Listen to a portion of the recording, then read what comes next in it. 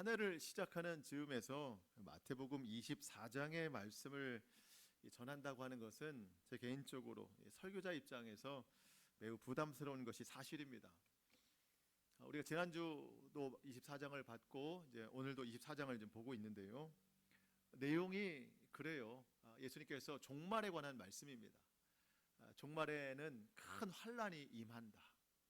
그리고 그 환란을 준비해야 된다라고 하는 말씀인데, 이제 오늘이 이제 새해가 시작되고 두 번째 주인데, 여러분 새해에 대한 어떤 기대감이 있잖아요. 우리 모두의 사실은 소망이 새해에는 좋지 않은 일들이 좀 일어나지 않고 새해는 모든 일들이 좀 잘 됐으면 좋겠다라고 하는 하나님의 은혜와 축복을 생각하는 그런 기대감들이 있는데, 그런 기대감 앞에 이게 좀 무거운 말씀이지 않을까라는 생각이 들어요. 그리고 여러분, 해가 바뀌었을 뿐이지 고난이 없어진 게 아니에요. 여전히 삶의 고난과 아픔과 고통의 일들을 안고 살아가는 성도들에게 사실 그거 감당하기도 정말 버겁고 어려운데, 종말의 때, 이 환란의 때를 준비해야 됩니다라고 말씀을 드리는 것이 과연 이 말씀이 성도들의 귀에 잘 들릴 수 있을까라는 생각도 분명히 하게 돼요. 반대로 혹 어떤 분들은 그럴 수도 있어요. 정말 오랜만에 이러한 안정적인 생활이 찾아왔습니다. 오랜만에 마음이 좀 편합니다. 가끔 그럴 수도 있잖아요.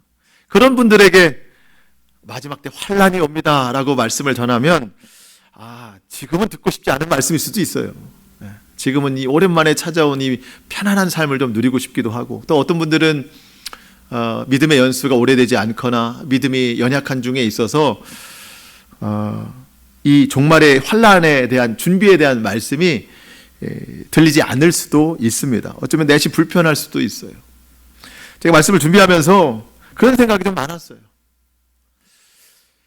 그럼에도 우리가 이 말씀에 집중하고 깨닫고 순종해야 되는 이유는, 예수님이 우리에게 다시 오시는 그때는 누구도 알 수가 없고, 그 날에 임할 환란을 피할 사람이 아무도 없다는 거예요. 누구도 예외가 없다는 거죠.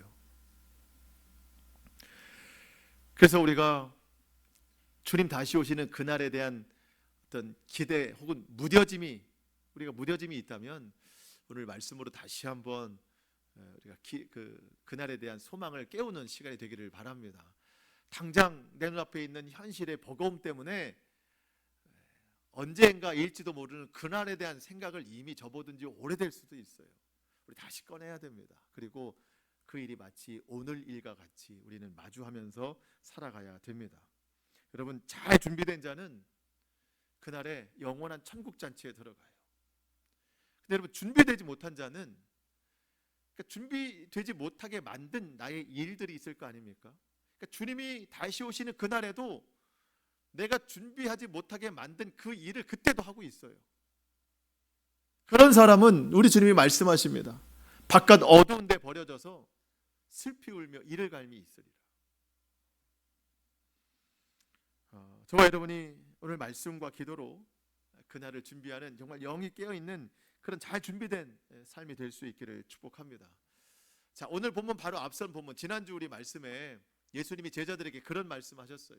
아니, 제자들이 먼저 그런 이야기를 했죠. 예수님, 우리가 지금 나온 이 성전이 얼마나 아름답고 웅장합니까?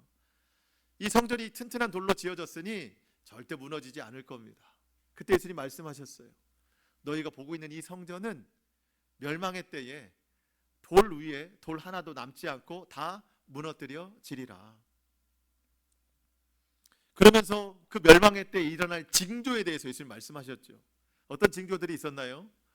여기저기서 내가 그리스도라 하는 자칭 그리스도 이단들이 막 여기저기서 들고 일어난다는 거죠. 그리고 나라와 나라의 전쟁들이 막 일어나고, 기근과 지진과 전염병이 모든 세상에 가득해진다는 겁니다. 근데 예수님이 말씀하셨어요. 이 모든 징조는 재난의 시작일 뿐 끝은 아니다. 그럼 그 끝은 뭔가? 오늘 말씀에 그 끝을 이야기하고 계시는 거예요. 재난의 끝은 어떻게 이루어지고 어떻게 준비해야 되는가. 오늘 말씀이 사실은 어려워요. 그래서 제가 최대한 쉽게 설명을 드리려고 하거든요. 저의 노력도 필요하지만 여러분이 듣고자 하는 마음의 노력도 필요합니다. 저와 여러분이 하나 돼서 오늘 말씀의 은혜가 우리 모두 가운데 충만해지기를 축복합니다. 저 좀 도와주세요. 여러분 15절입니다. 15절이 사실 제일 중요해요. 오늘 본문 말씀에. 같이 한번 읽어볼까요? 시작. 그러므로 너희가 선지자 다니엘이 말한 바 멸망에 가증한 것이 거룩한 곳에 선 것을 보거든 읽는 자는 깨달을진저. 예수님의 말씀인데 예수님이 다니엘의 말을 인용해서 지금 말씀하고 계시는 겁니다. 구약의 다니엘서가 있잖아요. 자, 구약의 다니엘서는 마치 신약에서는 요한계시록과 같습니다. 종말의 때, 마지막 때를 예언하는 말씀이 다니엘서예요. 다니엘 시대라고 하면은요, 예수님이 오지도 않은 때잖아요. 그런데 하나님께서 성령의 감동으로 다니엘에게 나중 메시아가 오실 그때 종말의 때를 예언케 하시는 내용입니다. 그 말씀을 예수님이 오늘 그대로 인용하셔서 말씀하시는 겁니다. 자, 멸망의 때에 멸망에 가증한 것이 거룩한 곳에 선 것을 보거든. 멸망에 가증한 것이 거룩한 곳에 선 것을 보거든. 자, 그러면 먼저 거룩한 곳이 뭘까요? 성전입니다. 성전. 거룩한 곳은 성전입니다. 성전에 뭐가 서요? 멸망에 가증한 것들이 설 때가 온다는 겁니다. 성전은 거룩한 곳이에요. 그러니까 거룩하지 않은 이 세상 것들이 이 성전을 지배하는 때가 온다는 겁니다. 마지막 때가 되면 여러분 성전을 세상에게 빼앗기는 때가 와요. 마지막 때가 되면. 왜 이런 일이 일어날까요? 왜 하나님께서는 거룩한 성전을 이 세상에게 정복당하도록 왜 그냥 내버려 두실까요? 자, 이것은 하나님께서 마지막 때에 심판을 하시는데 세상보다 먼저 어디를 심판하신다는 거예요? 성전을 심판하신다는 뜻입니다. 여러분 믿지 않는 세상은 어차피 심판받아요. 자, 그런데 믿는 사람들 중에서도 하나님 믿는 사람들 중에도 알곡과 뭐가 있어요? 쭉정이가 있대요. 알곡과 쭉정이가 있대요. 알곡을 가려내시기 위해서 세상이라고 하는 멸망에 가증한 것들을 도구로 삼으셔서 교회를 정복하게 하신다는 거예요. 살아남는 자가 있고 멸망당하는 자가 있다는 거예요.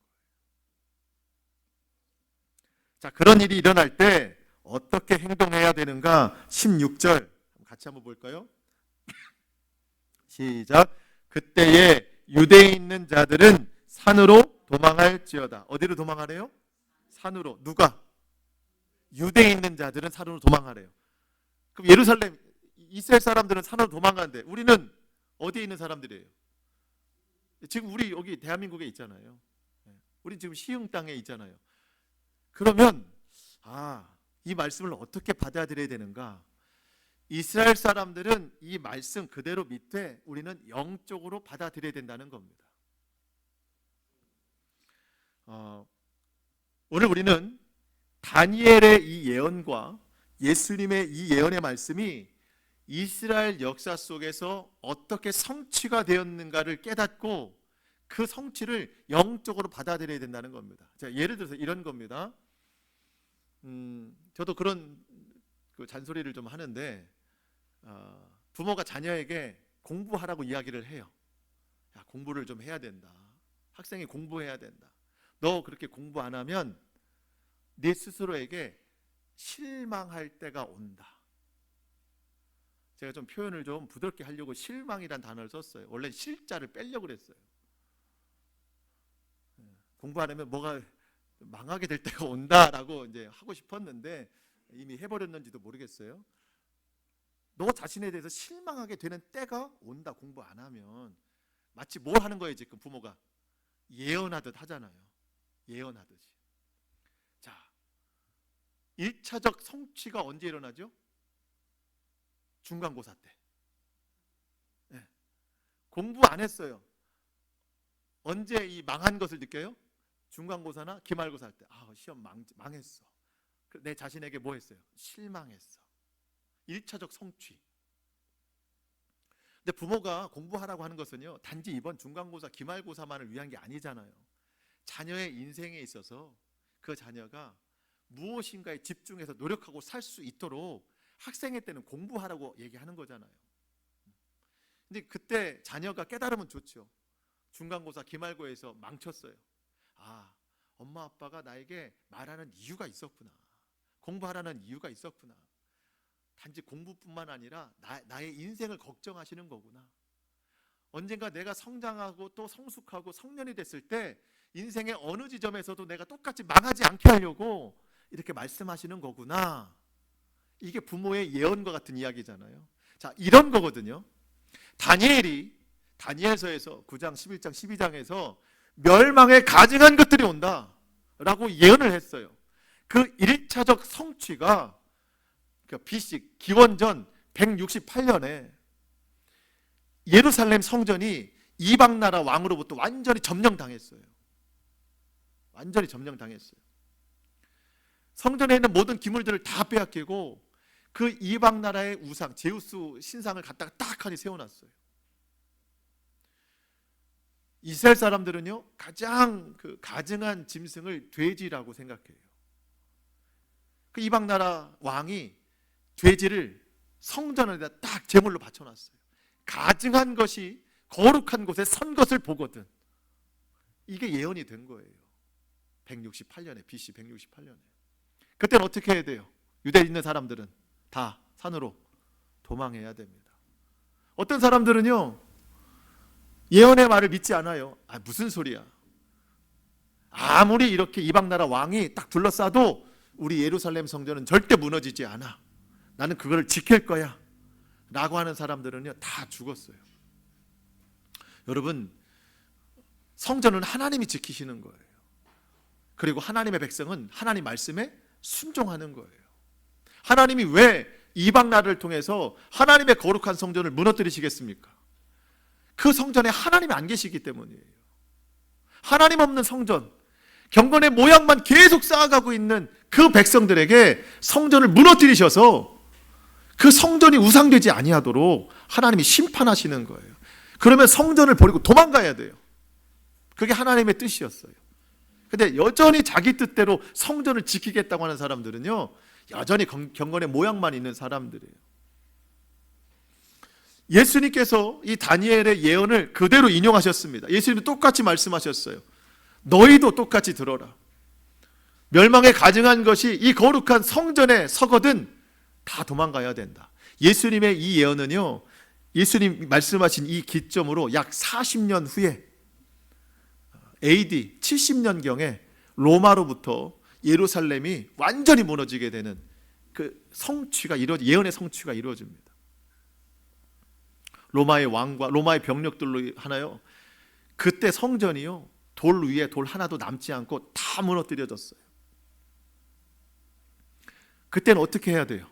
유대에 있는 사람들은 다 산으로 도망해야 됩니다. 근데 여러분, 예수님의 말씀을 기억하지도 않고 또 기억한다고 해도 순종하지 않은 사람들이 많았어요. 바리새인들처럼, 대제사장들처럼 나는 성전을 지키겠다. 사실 성전을 지키려고 했던 것도 아니죠. 자기 자신들을 지키려고 했던 것이죠. 그렇게 백성들을 동요해서 이 성전 안에만 우리가 있으면 아무리 폭격이 와도 우린 무너지지 않는다. 마치 예전에 그 종말론자들이 교회에 모여서 그날만 기다리고 있었던 것처럼 성전 안에 모여 있으면 우린 다 산다. 걱정하지 마라. 그렇게 했던 사람들이요, 역사적 자료를 보면 그때 AD 70년경에 로마로부터 죽은 사람들이요 110만 명이랍니다. 110만 명. 포로로 끌려간 사람들이 약 9만 7천 명. 누군 살았어요? 산으로 도망간 사람들은 다 살았답니다. 예수님의 말씀을 기억하고 순종하는 사람들은 다 살았어요. 여러분, 이게 육신의 삶과 죽음만을 이야기하는 게 아닙니다. 구원의 문제라는 거예요. 구원의 문제. 여러분, 중요한 것은 오늘 우리예요. 예수님께서 이 말씀을 하신 것은요, 예루살렘에 있는 사람들만 이야기하신 것이 아닙니다. 그걸 영적으로 받아들여서 결국 마지막 때 멸망에 가증한 것이 성전에 서거든 그때 우리는 어떻게 해야 되는가? 여러분, 그때도 우리 산으로 도망치라 그런 뜻이 아닙니다. 유대에 있는 사람들은 산으로 도망치되, 그러니까 이것을 1차적으로 받아들이는 사람은 말씀 그대로 행하되 우리는 영적으로 받아들여야 됩니다. 그때 예수님께서 우리에게 말씀하시는 그대로 그 말씀에 순종하는 사람이 구원받는다는 거예요. 그때 어떻게 말씀하실지 몰라요.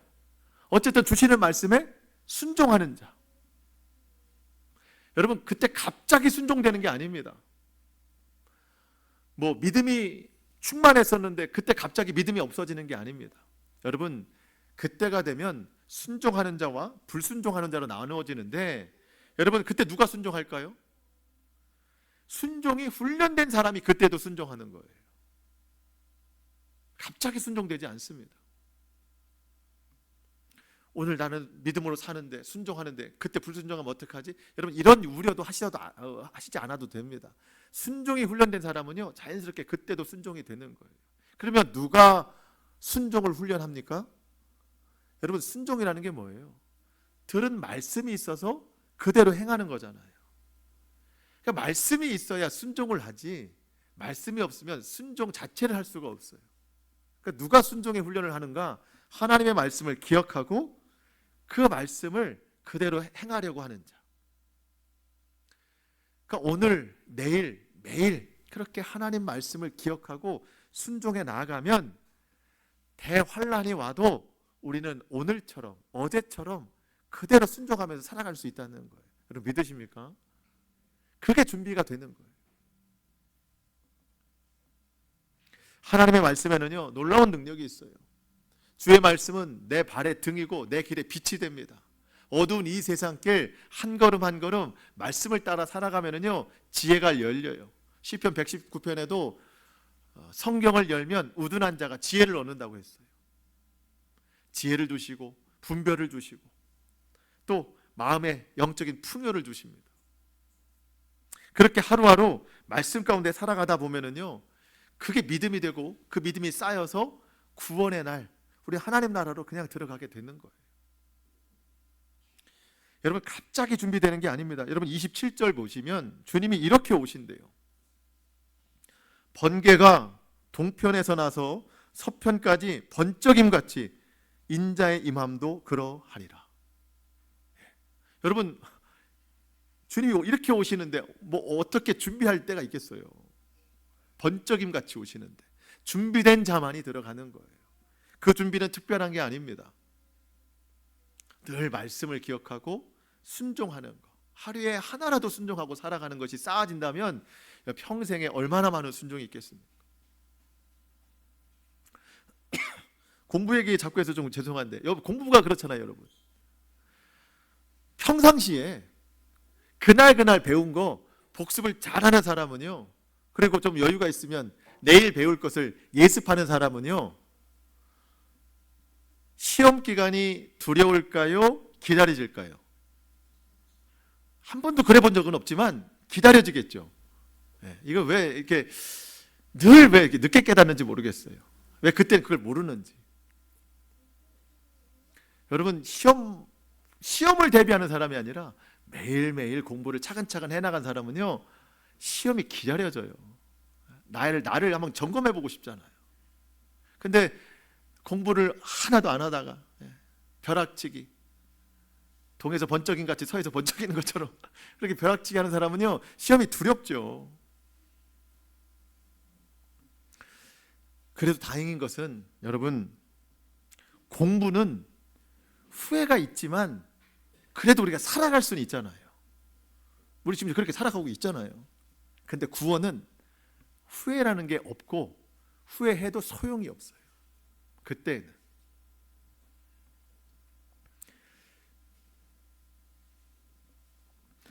여러분, 그래서 우리가 매일매일 예습 복습하고 살아가는 거예요. 말씀 한 구절 붙들고. 여러분, 제가 계속해서 말씀 한 구절을 이야기하는 이유가, 죄송해요, 우리 수준이 말씀을 통째로 다 외우기 어렵잖아요. 네. 그러니까 오늘도 한 구절, 내일도 한 구절, 저는 그렇게 생각이 돼요. 1년 365일 매일 한 구절만 내가 외우고 살아도 1년이면은요 365구절을 외우고 사는 거예요. 2년이면 계산 못 하겠어요. 3년이면 여러분 계속 쌓여가 보세요. 어느 순간 나는 웬만한 성경을 다 외우고 사는 사람이 될 겁니다. 하루에 한 구절만 외우고 살아도. 일부러 외우려고 하는 게 아니에요. 입술로 그냥 읊조리는 거예요. 그러다 보면 자연스럽게 말씀이 내 안에, 내가 말씀 안에 거하는 것이죠. 그리고 그 말씀은요, 나로 하여금 그날 순종할 수 있는 기회를 허락하십니다. 어느 날 서로 사랑하라 라는 말씀이 내가 한 구절 붙은 말씀이에요, 그날. 그러면 사랑할 기회가 반드시 있어요. 그럼 내가 그날 사랑하면 순종함으로 얼마나 기쁜지 몰라요. 그리고 하나님은 순종하는 자, 여러분 순종이 제사보다 낫다고 그랬거든요. 순종하는 자에게 하나님은 은혜와 축복을 더하여 주십니다. 여러분, 축복은 그렇게 받는 거지 아무것도 안 하고 교회에서 주시옵소서 한다고 되는 게 아니에요. 여러분, 저도 잘 안 됩니다. 제가 잘 돼서 늘 강조하는 게 아닙니다. 저도 며칠 안 돼요, 이렇게 되는 날에. 근데 왜 이렇게 말씀드리겠어요? 이거밖에 살 길이 없어요. 그러니까 저와 여러분이 훈련하자는 거예요. 노력하자는 거예요. 하나님께서 그 마음을 저는 기쁘게 받으실 줄로 믿습니다. 그렇게 그 날을 준비하는 겁니다. 17절 18절입니다. 주님께서 준비하라고 하시는데, 이런 일들을, 이런 마음을 준비하라고 하십니다. 지붕 위에 있는 자는 집 안에 있는 물건을 가지러 내려가지 말며 밭에 있는 자는 겉옷을 가지러 뒤로 돌이키지 말지어다. 여러분, 지금 그 이방의 그 멸망에 가증한 것들이 막 몰려왔어요. 생명이 위태로워요. 근데 내가 지금 지붕 위에 있습니다. 이스라엘 사람들의 집은 지붕이 넓어요. 평평해요. 그래서 거기서 모임도 많이 하고 쉬기도 합니다. 어느 날 사람들과 모임 가운데 있는데 이방 나라들이 막 몰려왔어요. 한시가 급해요. 옆에 있는 계단이 있잖아요. 그 계단으로 빨리 내려가서 하늘로 도망가야 돼요. 그렇지 않고 집에 내려가서 장롱에서 이거 뒤지고 저거 찾고 이거 꺼내고, 꺼내다 보면 한도 끝도 없어요. 다 중요하죠. 밭에서 일하는 자인데 이스라엘 사람들은 겉옷이 제일 중요하다고 늘 말씀드리죠. 겉옷 어디 있지? 하고 막 찾아다니는 거예요. 그러다 그 시간을 놓치는 거죠. 나중에 모르긴 몰라도 그 죽은 사람들 아마 다 품에 껴안고 죽었을 거라는 거죠. 집에 내려가서 이것 챙기고 통장 챙기고 금가락지 끼고 목걸이 하고 가장 소중한 것들 주머니에 넣고 품 안에 뭘 품고 다 죽었어요. 왜? 그 시간 놓쳤잖아요. 여러분, 위태로운데 다른 거 챙길 시간이 어디 있어요? 겉옷 두껍게 껴있고 죽은 채로 발견되겠죠. 목숨보다 더 중요한 게 없어요. 피하라는 겁니다. 어떻게 적용할 수 있을까요? 우리도 뭔가에 매여 있는 것들이 너무 많다는 겁니다. 주님 다시 오시는 그날, 오늘 내가 매여 있는 이 일들에 대해서 그때도 난 그거 매여 살고 있다는 거죠. 생활에 매여 있고, 욕심에 매여 있고, 세상에 매여 있고. 주님이 오시는 거, 그 위태로운 순간에도 나는 그거 찾아러 다니느라고 주님 맞을 준비를 못하고 있다는 거예요. 여러분, 생활이 중요하지 않다는 게 아닙니다. 열심히 살아야 돼요. 근데 여러분, 열심히 사는 것보다 더 중요한 건 지혜롭게 사는 거예요. 지혜의 근본은 하나님을 경외하는 데 있습니다. 그리고 예수님 다시 맞이할 준비하는 게 지혜 있는 삶이에요. 열심히 살았어요. 내가 지어놓은 창고에 곡식과 열매를 가득 채워넣었어요. 또 어떤 사람 열심히 살았어요. 내 통장에 잔고에 숫자가 막 불어나요. 늘 마음이 기뻐요. 그날 밤에 우리 주님이 뭐라고 말씀하신다고 그랬죠? 내가 오늘 내 영혼을 도로 데려가면 그 창고에 쌓아놓은 거, 네 통장에 잔고에 쌓아놓은 거, 그 누구 것이 되겠느냐. 여러분, 열심히 사는 거 좋아요. 근데 지혜롭게 살아야 돼요. 주님 맞이할 준비하면서 살아가는 것이 가장 지혜로운 인생입니다. 지금도 세계 곳곳에서 지진이 막 일어나잖아요. 얼마나 처참합니까, 그 결과가. 근데 여러분, 주님 다시 오시는 그날은요, 곳곳에 지진이 아니라 모든 세상에 진동이 일어난대요. 큰 진동. 그때는 남아있는 건물도 없을 뿐더러 아무것도 남지 않는다는 겁니다. 근데 유일하게 하나 남는 게 있어요. 그게 바로 믿음입니다. 믿음은 큰 진동에도 흔들리지 않아요. 큰 진동에도 땅으로 꺼지지 않습니다. 오히려 믿음은 하늘로 들려 올림을 받습니다. 그 믿음을 나날이 준비해 나가야 되는 거예요. 갑자기 준비되는 게 아니라는 겁니다. 19절은 오해가 많을 수 있어요. 그날에는 아이벤 자들과 젖먹이는 자들에게 화가 있으리로다. 임산부, 젖먹이 엄마들, 그들이 뭘 잘못한 게 아닙니다. 여러분, 임산부와 젖먹이 엄마들이 많아져야 돼요.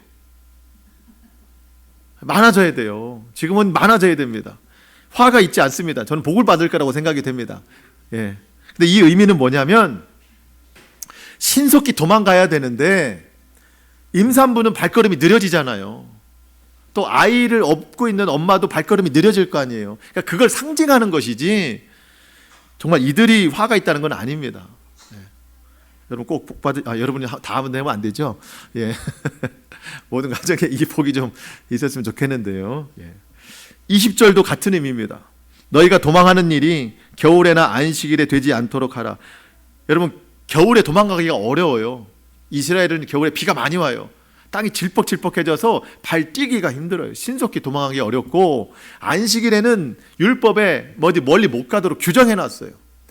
사실 도망치지 못하도록 규정해놨으니까 그런 날 되지 않도록 기도하라는 겁니다. 자, 우리 어떻게 적용할 수 있을까요? 주님 오시는 날, 주님 맞이하러 나가야 되는데 나의 발걸음을 붙들고 있는 것들, 그것들을 빨리 내가 풀어 제낄 수 있도록 기도하라는 거예요. 하나님, 주님 다시 오시는 날 내가 주님을 기쁘게 맞이해야 되는데 여전히 내 마음에, 내 삶에 미련을 두고 있는 그것들 때문에 여전히 그걸 붙잡고 있느라 주님 맞이할 준비 못하고 믿음 없이 살아갈까 두렵습니다. 여러분, 멸망의 땅에서 신속히 빠져나가야 되는데 자꾸 이 뒷것을, 세상의 것을 연연해하면서 뒤를 돌아본 롯의 아내의 교훈을 기억하셔야 됩니다. 어떻게 됐어요? 소금 기둥이 됐어요. 뒤를 돌아보다가.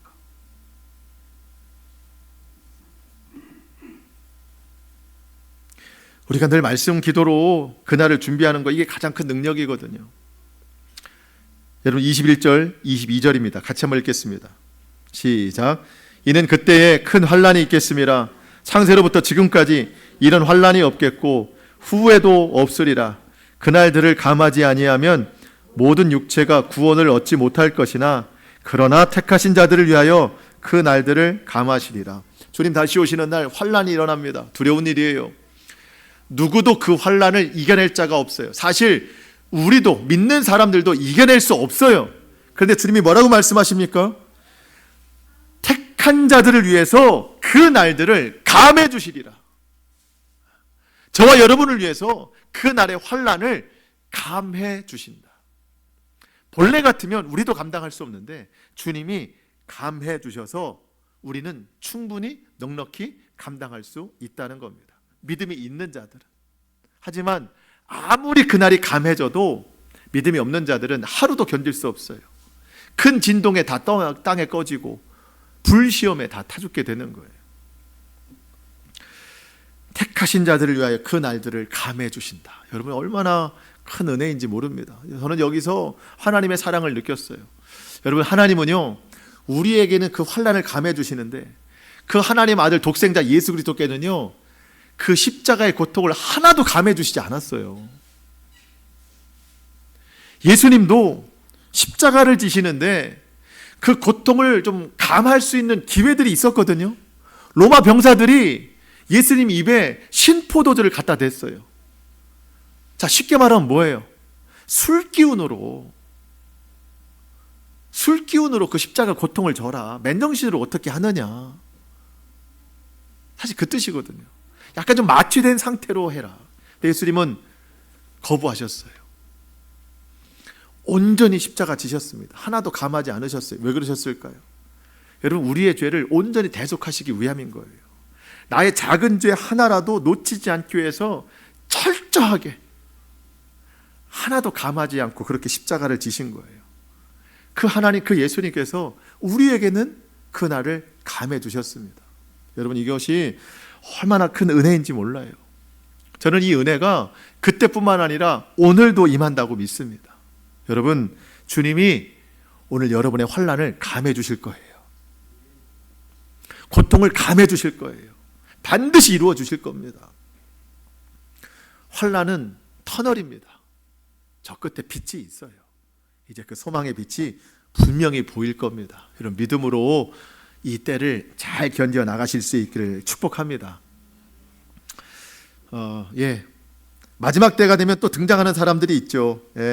거짓 그리스도, 거짓 선지자들입니다. 23절로 26절 제가 읽어봅니다.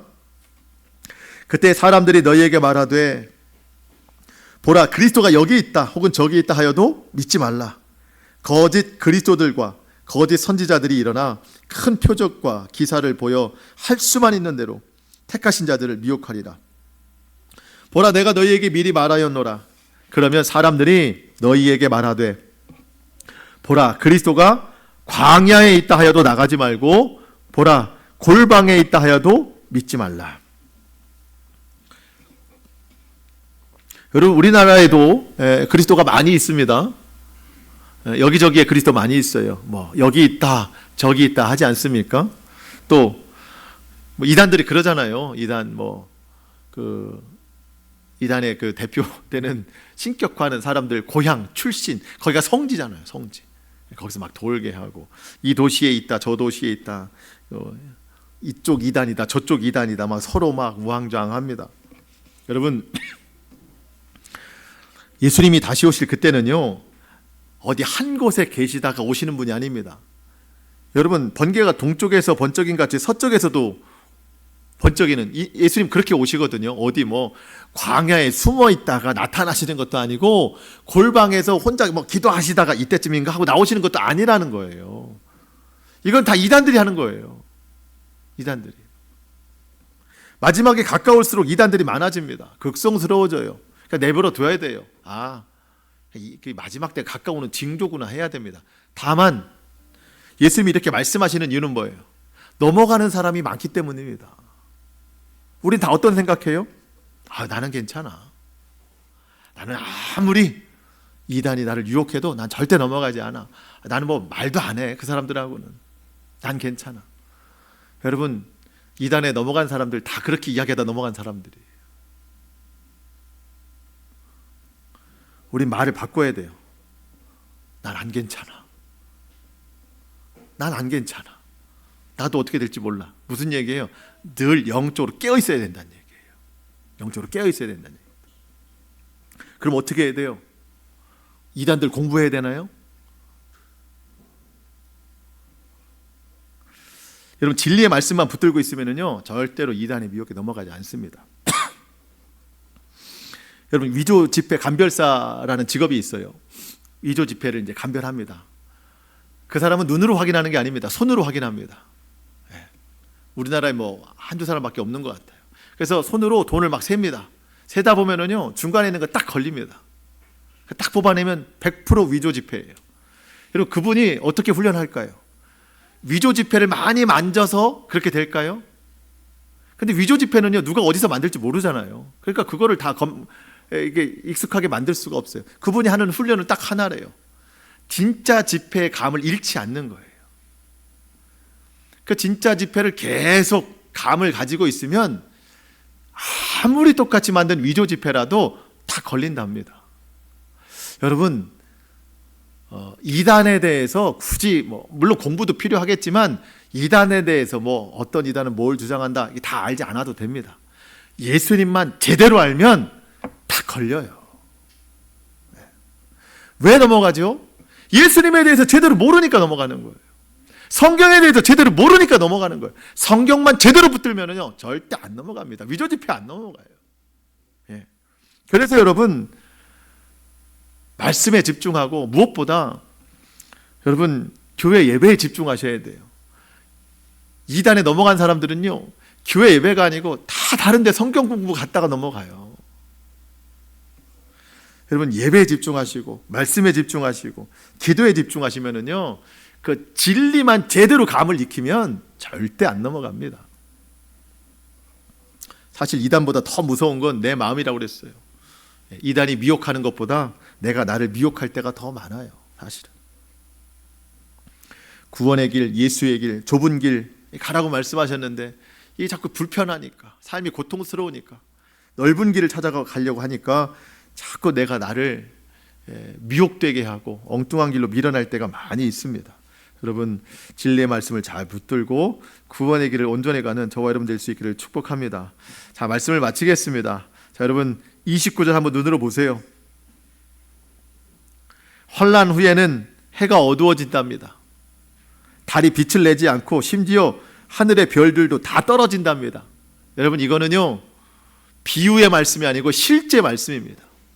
주님이 다시 오시는 그날 처음 창조된 세상의 모든 피조물들은 다 없어집니다. 다 없어져요. 그럼 뭐만 남을까요? 오직 그리스도 예수 안에서 새로운 피조물 된 우리 예수님 믿는 사람들만 남습니다. 30절에 보면 모든 민족이 통곡하면서 예수님 다시 오심을 바라본대요. 통곡하면서 바라본대요.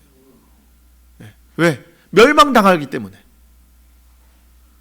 근데 마지막 31절 그가 큰 나팔 소리와 함께 천사들을 보내리니 그들이 그의 택하신 자들을 하늘 이 끝에서 저 끝까지 사방에서 모으리라.